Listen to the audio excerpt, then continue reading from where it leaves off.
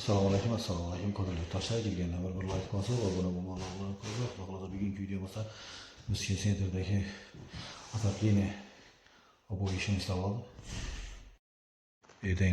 Bu yerda xolos ayni oboylarimiz bitdi.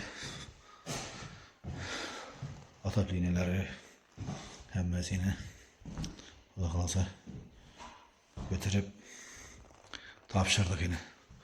Shunday ishlar bo'lsa telefon nömrələrimiz qoyub qoyamız. Telefon etib bemalol bağlansanlar bo'ladi. Qalada aytaverasizlar shunday ishlar bo'lsa.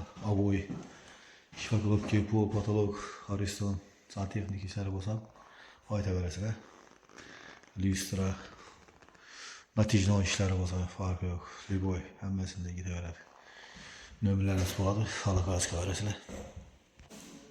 Yani yakımsan bitip durup gene kalsa bitkazib ataplinelerimiz hem yeri bitti. Ataçın daha boy verir.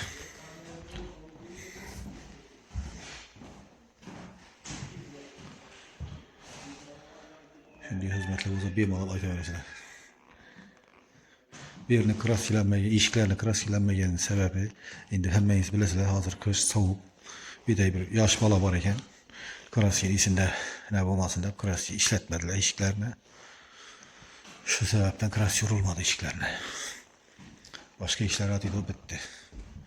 Şimdi işler olsa ayta veresler. Şu bilen bir günkü videomuz tamam. Sağ olun, salavat olun.